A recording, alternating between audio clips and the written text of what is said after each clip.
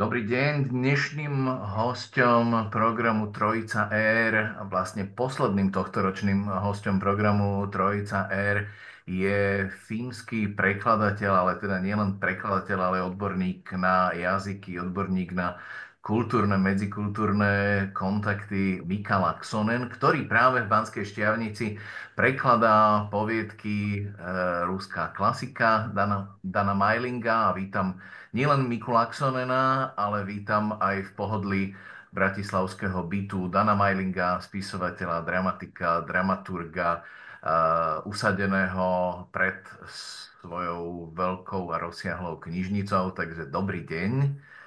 Dobrý deň, dobrý deň.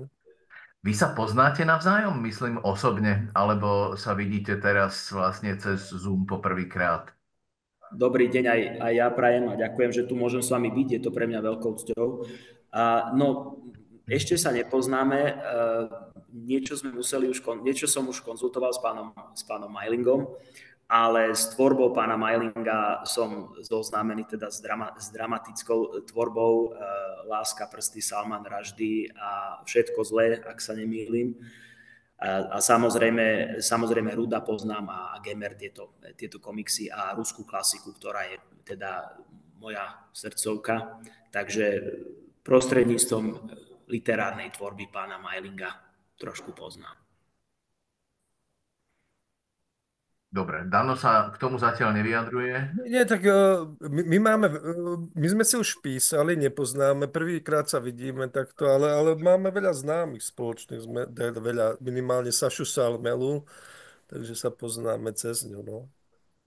No a treba možno povedať, že Mika Laksonen, teda počuli ste, že hovorí absolútne perfektnou slovenčinou. Ja by som vôbec tam nezacítil ani len náznak nejakého prízvuku alebo nejakého toho, že nie je to Slovák, ktorý teda hovorí úplne prirodzene po slovensky. Ono to asi aj má jeden konkrétny dôvod, o ktorom Mika možno povie, ale Mika Laksonen pripravoval pre fínsky časopis Sar, také špeciálne vydanie o slovenskej literatúre a vôbec slovenskej kultúre, pretože tam bola zastúpená nielen literatúra.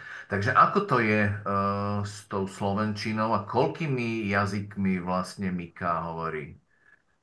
Ďakujem, ja už sa červenám, lebo je tu toľko tých komplimentov. No, ja som vlastne som vyštudoval aj slavistiku južno- a západoslovanské jazyky a literatúry na Helsinskej univerzite, čiže som vlastne ako špecialista na oblasť Balkánu a na literatúry balkánskych krajín a Chorvátska. Čiže vlastne viac menej všetkými slovanskými jazykmi s výnimkou ukrajinčiny a bieloruštiny. A čo sa slovenskej literatúry týka, áno, mám slovenské korene, takže určite čiastočne aj kvôli ním, tak som sa pustil do takéhoto snažím sa ako premosťovať pomocou tej literatúry, pomocou tej kultúry trošku tieto naše krajiny. Slovenské korene znamená, teda len do toho trošku vstúpim, rozprávali sme sa o tom, že mama je Slovenka a že vlastne ste sa s ňou, alebo že sa s ňou stále vlastne rozprávate po slovensky a vlastne v Bratislave je ešte stará mama, ktorú ste pravidelne chodili navštevovať. Presne tak a stále ju navštevujem a vlastne vďaka tomu tak som dostal ako do vienka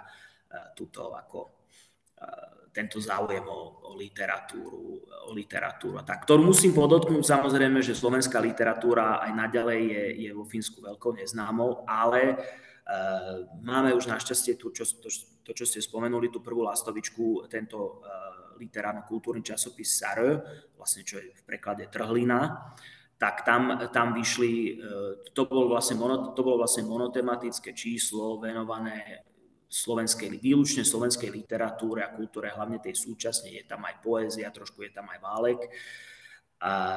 A ja som do tohto monotematického čísla vlastne preložil úryvky od Andreja Bána na Zemplíne a Katarínu Kucbelovú Čepiec. No a to je skutočne taký počin, že na 100 stranách, ako to vyšlo a je to taká prvá lastovička, lebo zatiaľ tú slovenskú literatúru veľmi nepoznajú vo Fínsku, Poľsku, už samozrejme o čosi viacej, lebo tam už sú aj etablovaní prekladatelia, samozrejme, väčšia krajina. A dokonca aj Česku. Mám jednu kolegyňu zo slavistiky, ktorá má svoje vlastné vydavateľstvo a vydáva súčasných českých autorov. No a samozrejme našim cieľom spolu so Sašou Salmelou a s ostatnými kolegami, ktorí pomáhali pri vydaní tohto slovenského čísla, tak našim cieľom je, aby sme tú slovenskú literatúru mohli trošku priblížiť a aby v blízkej budúcnosti, aby sa nám podarilo osloviť vydavateľstva a vydať zaujímavého slovenského autora vo Fínsku. Je to práca, je to skôr taký, je to beh na dlhé trate, je to skôr taký maratón, ale myslím si, že už tie prvé kroky sa nám podarili aj vďaka Slovenskému literárnemu centru a prístupu autorov a týmto rezidenciám, ktoré mi dávajú tú možnosť vlastne sa venovať tejto mojej ako srdcovej záležitosti. No. Ešte si vlastne povedzme úplne na úvod, že čím si vás tak získal Daniel Majling a špeciálne jeho poviedky z ruskej klasiky? No, ja mám dlhú históriu rôznych kontaktov, nazvime to takto, s Ruskom. Nie som na slovo vzatý špecialista zasvetený do diel ruských klasikov, ale čo to poznám samozrejme.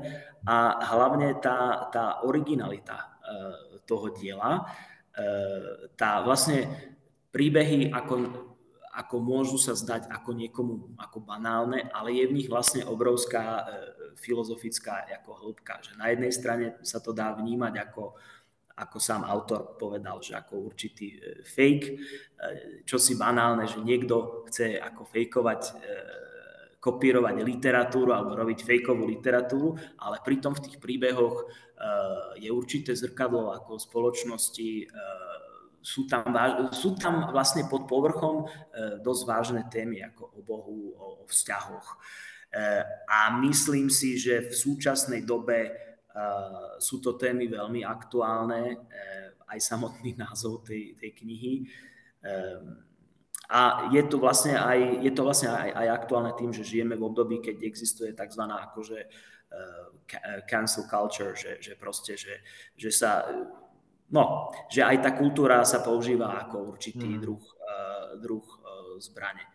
No a hlavne preto, že vo všeobecnosti vnímam kultúru ako čosi, čo je veľmi potrebné pre spoločnosť. Akože kultúra, ale bez takých tých klapiek, že tú kultúru vidíme skutočne z toho širšieho záberu. Ja by som si len prial, aby si spoločnosti, krajiny, ľudia vážili ako kultúru a literatúru a spisovateľov. Bez toho, aby sme ich staviali na nejaký piedestál. Ale je to čosi, čo nás môže obohatiť, čo nás môže posunúť ďalej. Je to určitý tmel, určitý liek. Takže sú podľa mňa fantasticky vtipné a geniálne tie príbehy. Dano, ty si o tom už veľakrát samozrejme hovoril, tak skús ale ešte predsa len zopakovať, že ako k tebe prišiel nápad urobiť takúto poviedkovú zbierku. Ja už ani neviem, lebo ja tých príbehov, že ako to ku mne prišlo, som rozprával toľko a asi už v rôznych verziách, lebo ma už nudilo to, že ja už sám neviem vlastne, aká je pravda, ale také, čo...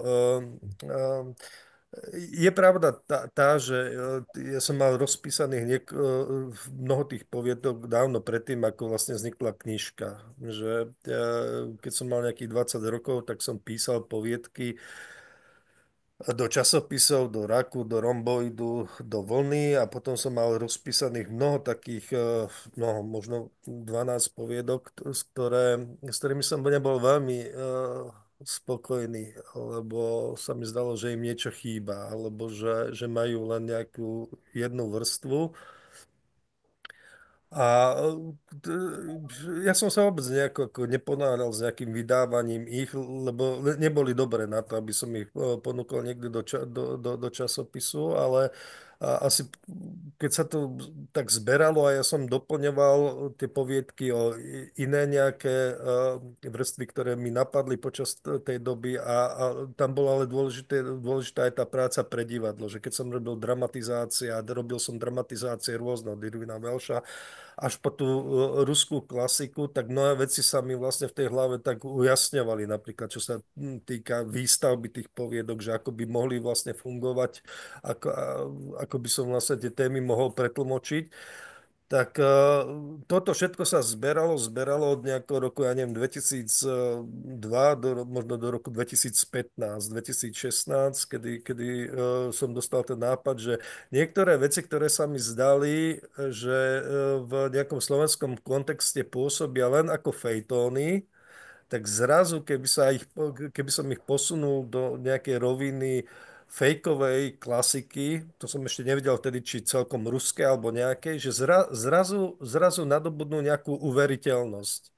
Proste ja myslím, že to Vladimír Pop napísal, že veľká literatúra s veľkým L začína vtedy, keď sa začínajú vymyslené príbehy rozprávať tak, ako keby sa stali naozaj.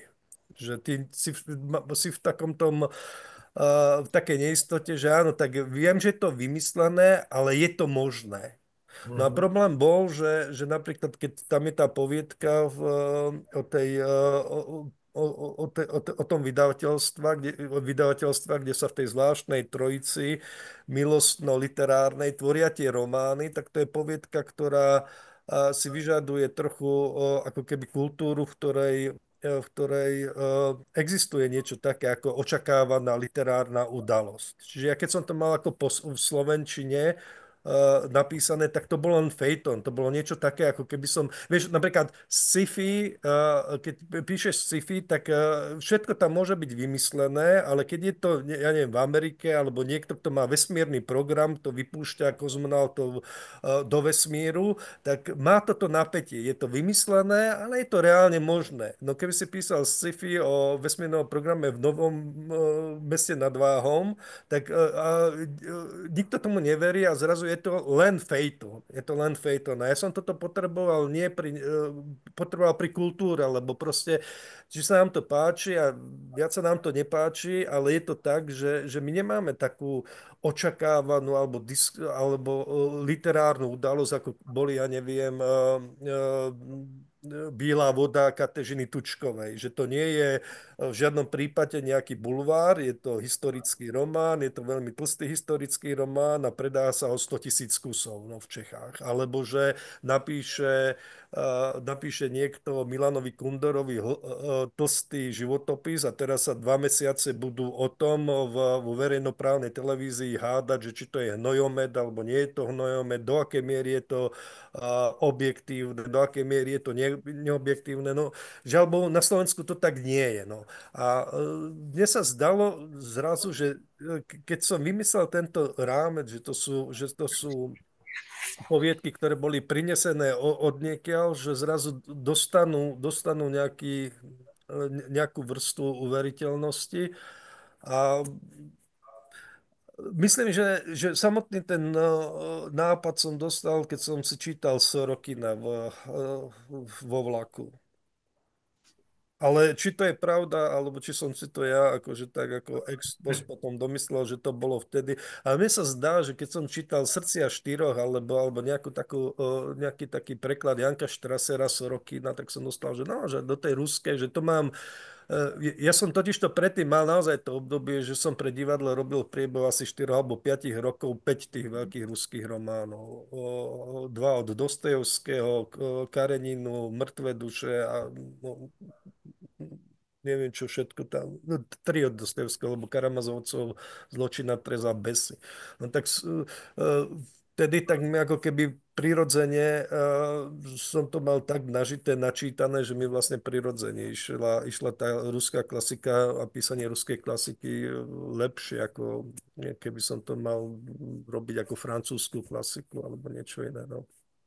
A vlastne ten princíp, že autor predstiera, že ten text, ktorý prezentuje, vlastne nie je jeho, ale že je to text, ktorý on vlastne len niekde našiel, alebo že ho nejakým spôsobom sprostredkováva, tak ten je vlastne tiež relatívne známy, alebo ja Belkinové poviedky sú vlastne akože veľmi podobné, že tak ja som to našiel a A že tak aj Umberto Eco sa tvári, že to je nejaký rukopis toho Acna, myslím teraz meno Ruže, no tak to, ako tam nie je ako vymyslené, ako len tým pádom, že to malo mať viacej autorov a že to naozaj bolo, že ten koncept taký, že sa v Číne niekde vyrábajú tieto fejky a dováža sa to sem, tak to som veľmi ani nemal inú možnosť, ako dať sa do tej pozície prekladateľa a zostavovateľa toho.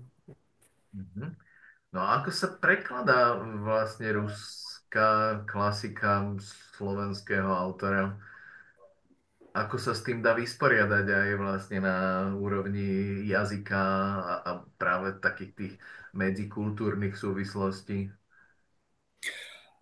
Môžem sa priznať, že zatiaľ veľmi dobre, ako boli tam niektoré pasáže, ktoré sme s autorom potrebovali, alebo teda respektíve niekoľko vecí, ktoré sme potrebovali s autorom prekonzultovať.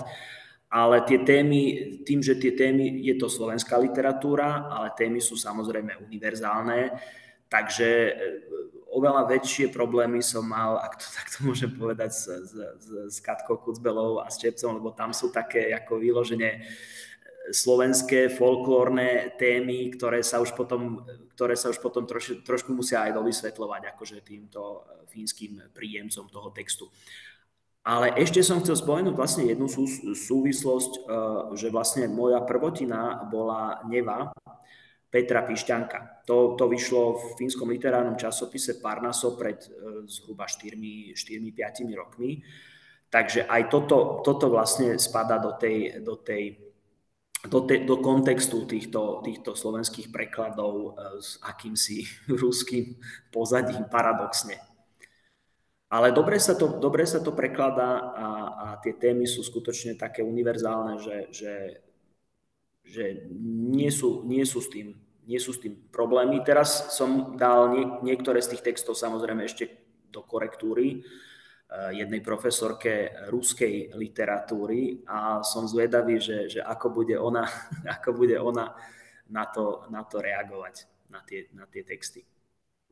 A sú tam možno aj také tie niektoré, neviem, že čoho sa treba stýkali tie vaše vzájomné konzultácie, ale sú tam treba aj niektoré také tie fenomény pohrávania sa s menami konkrétnych ľudí alebo s nejakými konkrétnymi názvami.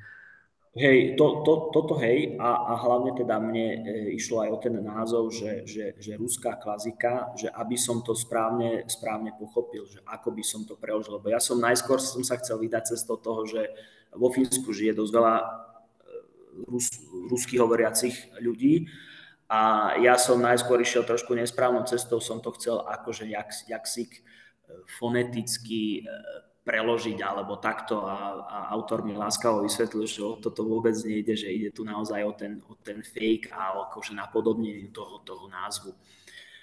Takže takéto veci, áno. Hm. Dano, ty s tým máš akú skúsenosť so svojimi prekladateľmi do iných jazykov? Ako sa vlastne vysporadúvajú s týmito fenoménmi? Ja mám skúsenosť s Veronikou Gogolovou, lebo ruská klasika bola vlastne preložená zatiaľ len do češtiny, maďarčiny a polštiny, vlastne Vyšegrádska štvorka je celá. Tak do češtiny to prekladal Ondrej Kavalír, tak on mi prekladá aj komiksy, tak s nimi tak pár vecí vlastne sme prebrali s Ondrejom. To som už spomínal veľakrát, že tam naozaj len občas, tým, že sú tie jazyky také blízke, tak občas musím tam niečo tak...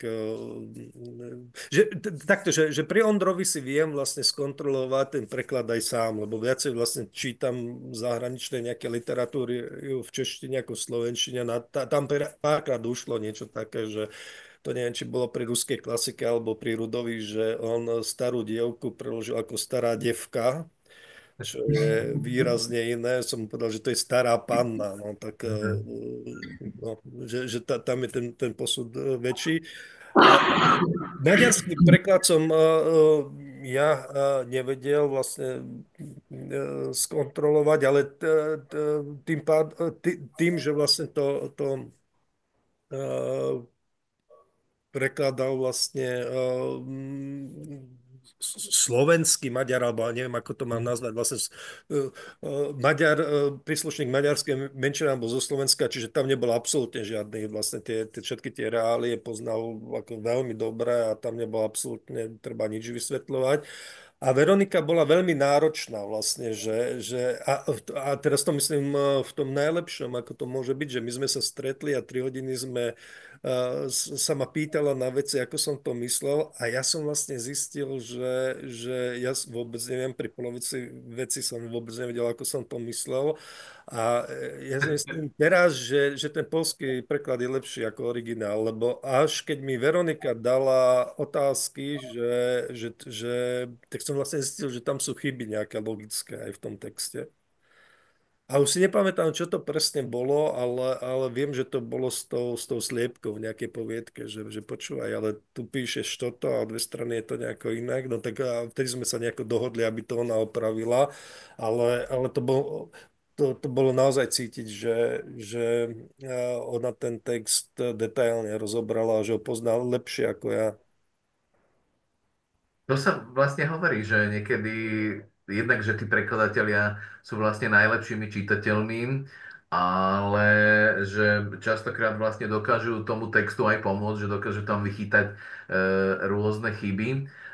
Mika tam už narazil na nejaké takéto miesta, to je jedna vec. A druhá vec, na ktorú sa chcem opýtať, že v akej forme vlastne, lebo hovoríme, že bude to výber vlastne z tejto zbierky.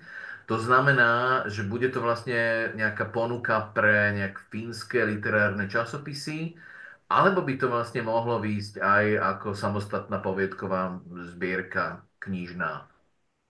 Takto zatiaľ mám preložené tri poviedky z tej celej zbierky, čo ako kvantitatívne samozrejme nie je veľa, ale tieto tri poviedky už Ktoré sú som... to? Ktoré sú to? To je Láska je veľká čarodejka, Pritakával životu a Znovuzrodenie pravoslávia. Tieto tri zatiaľ. Ešte samozrejme budem pracovať, ešte mám tu celý týždeň, takže ešte pracujeme ďalej.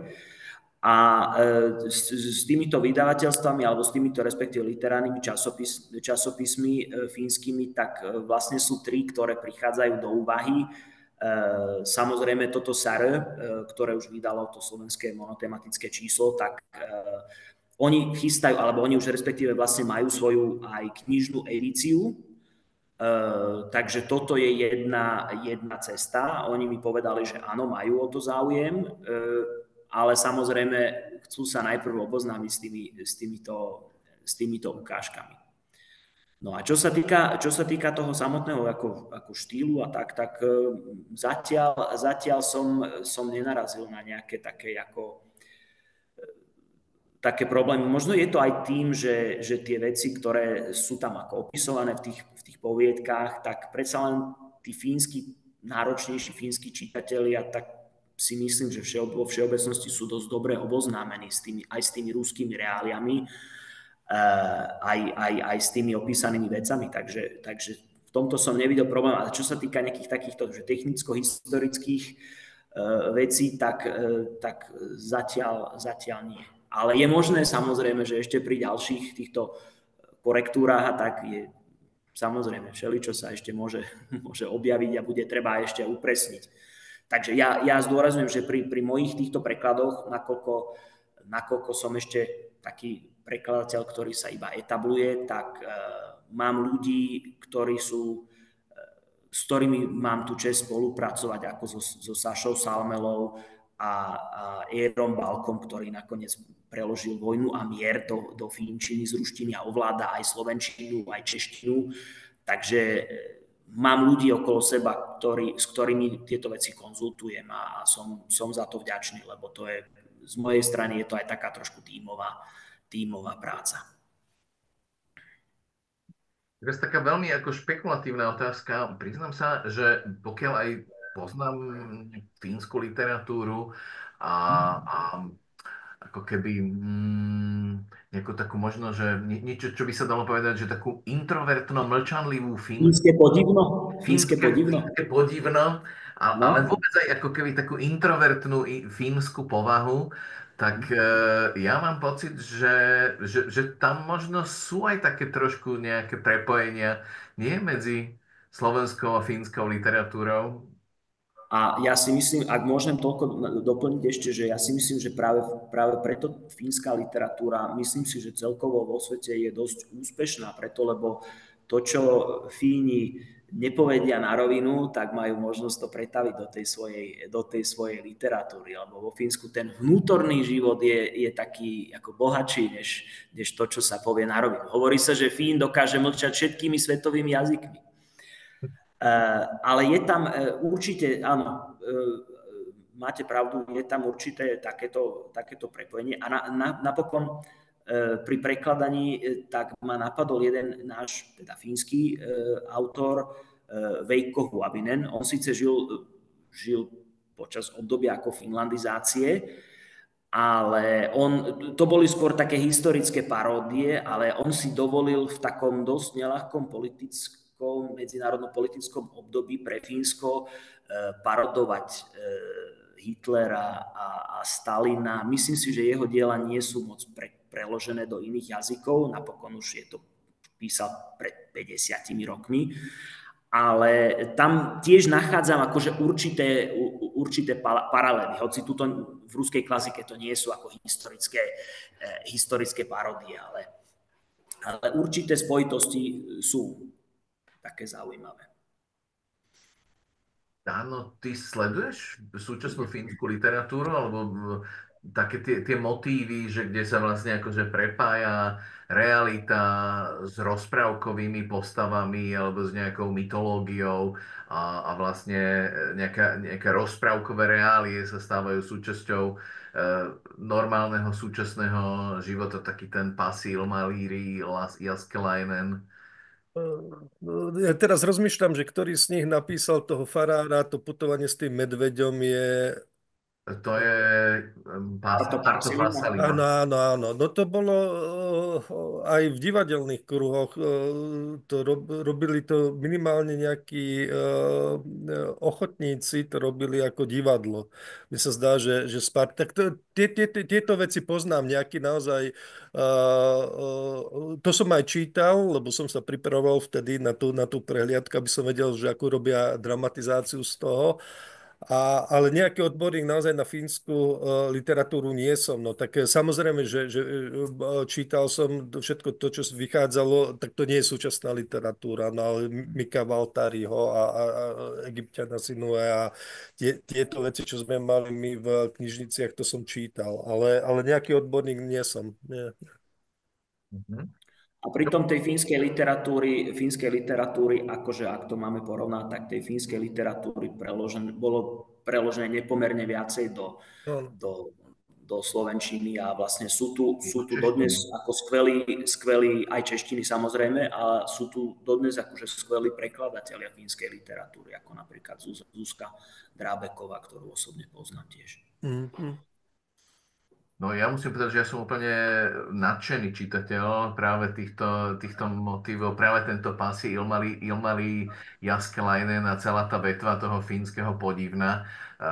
To je tak veľmi aj špecifická poetika, aj humor, ktorá mi je, myslím si, že veľmi blízka, teda naozaj, že odporúčam všetkým čitateľom. A dosť to bolo dobre teda naprekladané, najmä teda do českého jazyka. Dano Majling, ty čo teraz chystáš práve? Čo sa týka aj nejakej divadelnej práce, aj možno nejakej knižnej. Niečo, no, divadelné, to je pre mňa teraz tak traumatická téma, lebo ma čakajú deadliny a vôbec si neviem poradiť. To naozaj si neviem teraz ako žalúdočné Kaziť vyradiť. deň. A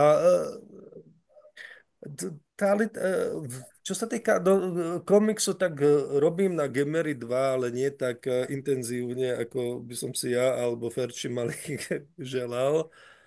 A čo sa týka tej literárnej, tak je to už nejaký ten piatok od tej ruskej klasiky, to je 7 rokov dozadu a ja som veľmi dlho nemal nejakú tému, ktorá by ma tak zaujala, že sa mi zdalo ako úplne nezmyselné robiť teraz, ja neviem, nejaké pokračovanie nejakej českej, maďarskej klasiky alebo francúzskej alebo anglickej klasiky a vôbec poviedky robiť. Ale ja som úplne tak náhodou narazil na tým, že deti chodievali do škôlky na Cádrovú ulicu a som bol tak zvedavý, že kto to je ten Janko Cádra a veľmi málo bolo o ňom. A potom som aj pochopil asi prečo nejakých odkazov. No tak zašiel som do literárneho archívu a tam som zistil, že tam je tisíce a tisíce strán jeho denníkov od začiatku 20. storočia od roku 1904 do jeho smrti 1927. A začal som to čítať a pre mňa je to ako veľmi fascinujúce čítanie a zrazu som zacítil, že toto je téma, ktorá ma zaujíma. Ja neviem, či z toho budú eseje, či to budú z toho nejaké paródie, ja neviem, čo z toho napíšem vôbec.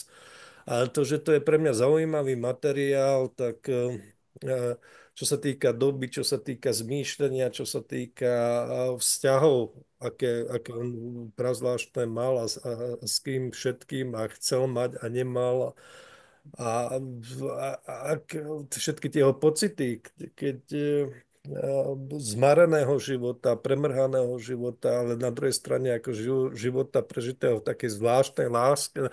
No, zrazu toto sa mi zdá, že toto je téma taká, ktorú by som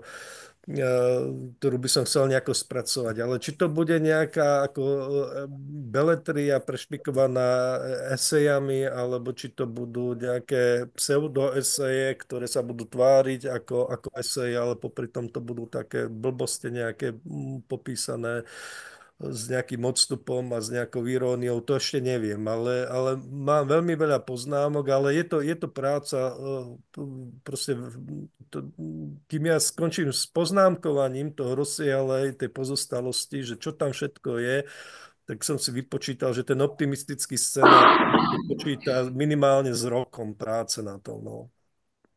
A len teda približ, že kto on vlastne bol?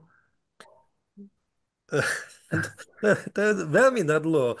To je, to, to, to, ja, v podstate, keď som hľadal nejaké akože slovenské zdroje, tak je to akože prekladateľ Rysavej Jalovice do francúzštiny.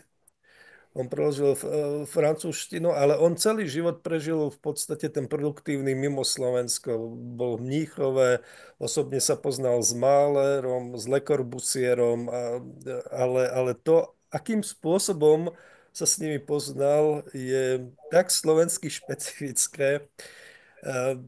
Ale to je nadlo, to je veľmi nadlo. Potom v akej on zvláštnej, netradično neviem, akej, to ani ťažko nazvať rodinné, ale spoločenstve, v akom on tam žil v tom Mníchove. Ale žil vo Švajčiarsku, žil v Mníchove, vo Švajčiarsku aj zomrel, 45-ročný. Je to veľmi zvláštna postava a zaujímavá. Ale hlavne taká, ako otvára veľmi veľa tém. No. Na ňom sa tak chvíľu akože smeješ, potom sa smeješ na osude vôbec Slovákov, potom je ti v niečom hlboko sympatický, v niečom ti je zase o 5 strán úplne odporný. Proste veľmi dobrá literárna postava.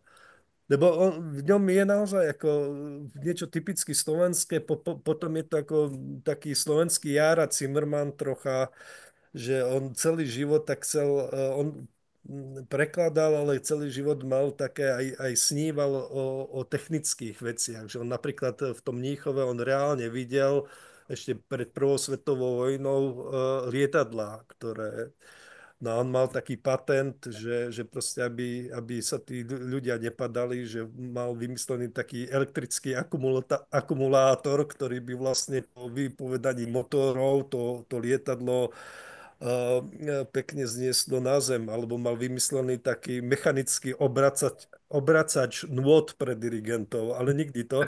A najlepší jeho vynález bol, že on sa vážne zaoberal tým, podotýkam, v roku 1914 na jar sa zaoberal tým, že jemu sa zdá, že najlepším nejakým brnením by bolo pre vojakov, že guma. Že to neexistuje, aby to gulku akože nezadržalo. A on bol rozhodnutý, že teraz on ide robiť pokusy, že bude po ňom ako jeho taký náhradný otec a neviem čo všetko bol, William Ritter, taký švajčiarsky kritik, že bude po ňom strieľať. On teda, že vymyslí to gumené brnenie, takú gumenú neprestrelnú vestu a on mal taký plán, že keď sa mu to podarí dokázať, že to teda dá rakúsko-uhorskej armáde, ale len s výmenou za väčšie práva pre Slovákov. Tento svoj mal Gumové vymyslený. brnenie. Ale to je nejaký paradox, prepáčte, že vám do toho skáčem, ale to je taký asi dosť slovenský paradox, že človek môže byť taký činorodý, scestovaný, takýto, že vymýšľa má rôzne geniálne nápady a pritom nie je na Slovensku vôbec známy. No po ňom je, vravím, že po ňom je, Ulica. Aj pokiaľ viem, ulica. jedna ulica na Slovensku je pomenovaná podľa, a ja som si vždy myslel, že to je Sádrová, podľa Sádry, alebo potom, že Cédrová. No keď mi tam začali deti chodievať vlastne do škôlky, tak je Cádra, že to musím zistiť. Aj keď som sa na svoju ulicu vlastne prisťahoval, tak je vždy, a tiež som nevedel, že po kom je pomenovaná, tak vždy si to, že či to nie je náhodou nejaký veliteľ pohotovostnej jednotky Hlinkových gárd, alebo no proste vždy si to radšej Ty myslíš, overím. bývaš na Ďurgalovej ulici? Áno, na Ďurgalovej ulici tiež To som viem veľmi dobre, keďže som tiež na nej býval. No tak ja si tie veci radšej akože zistujem. Tu bolo také zvláštne mlčanie, že vlastne najviac, čo som sa vlastne cez internet o ňom dozvedel, tak bolo, že bol na stránke Málerovej spoločnosti. Mhm. A on reálne napríklad čo sa týka Málera, tak on reálne v tých denníkoch opisuje spôsob, akým dirigoval Máler, on bol na skúškach Málerových, on bol pri súkromných rozhovoroch, ale zvláštne, že nikdy si ho Máler nevedel zapamätať, že normálne on tam bol prítomný a dal pozdravovať cez iných ľudí, ktorí tam boli, že Janka Cádru, a to už bolo po niekoľkých, on bol úplne akože celefó.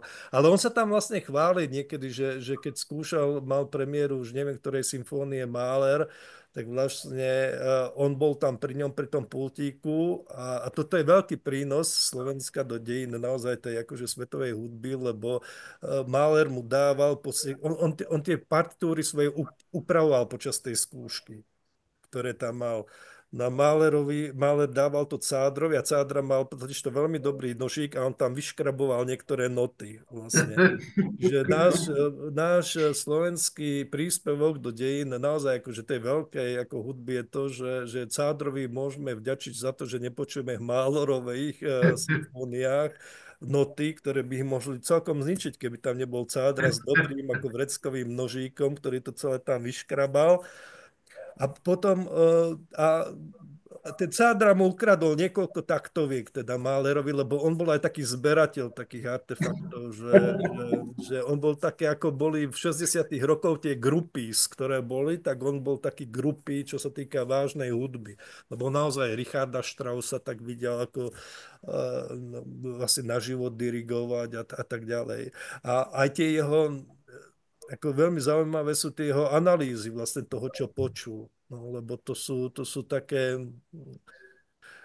No on bol syn mijavského krčmára, že nie, trošku vidno, že tak akože Kinderstube nebal, no ale snaží sa vlastne uchopiť tú hudbu a pomenovať ju aj s tým nejakým pojmovým aparátom, ktorým niekedy to akože naozaj čarovné, také naivné. Ale pritom naozaj ten jeho osud je v niečom groteskný, ale v niečom ako hlboko dojímavý.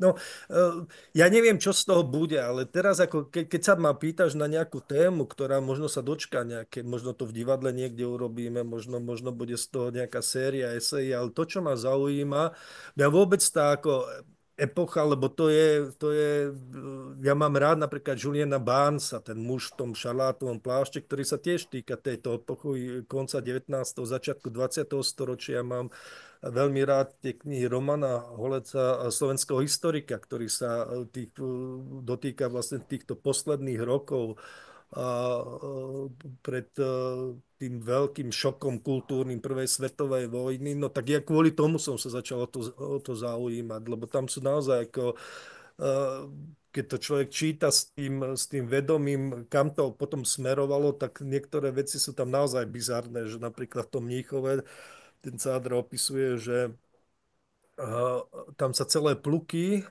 vojakov používali v podstate, keď keď skúšal orchester v nejakej sále, ktorá nebola vyskúšaná, alebo keď boli niekde vonka, v nejakom amfiteátri, tak tam nahnali vojakov na tie skúšky, aby vedeli vlastne akustické overili.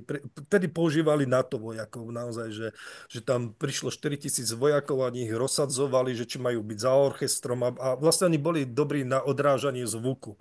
A ešte ten Cádra ich tak aj opisuje, takže jemu sa to veľmi páčilo, lebo on chodil na tie skúšky a oni mali na čiapkách nejaké červené prúžky. A on keď sa pozeral, vlastne keď ich tak presádzali takú tú Spartakiádu, že kde aký plug lepšie odráža zvuk nejaké Mahlerovej symfónie, tak on ešte tam opisuje, že to je ako lúka s červenými makmi, lebo tí vojaci, tých to nezaujímalo, že jeden zaspal a tak sa celý vlnili a niekedy akože sa tak vlnili do rytmu tej hudby, tí obyčajní vojaci. No a ono to má v sebe aj nejakú poéziu, ale aj tú mrazivosť, že o tom to píše vlastne, ja neviem, 24.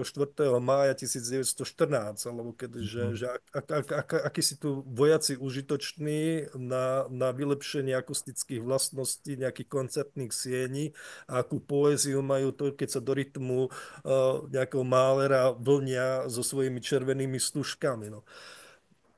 Ale No, je, vy to keď je ste z týchto témov naozaj nadšení, to by som nejaké 4 hodiny o tom dokázal, ako teraz o tom hovoriť, lebo tie vzťahy sú na tom najzaujímavejšie, ale to je naozaj na tak dlho, že to a pritom ja som tie denníky prečítal zatiaľ od nejakého roku 1904 po rok 1911, tým, že som neodolal toho, že prečítať si vlastne denníkové zápisky z prvého pol roka 1914 roka. Čiže ja som možno teraz tak v tretine tých vecí. No. no, je z toho jasné, že je veľmi inšpiratívne vodiť deti do škôlky. Človek narazí na mnohé súvislosti.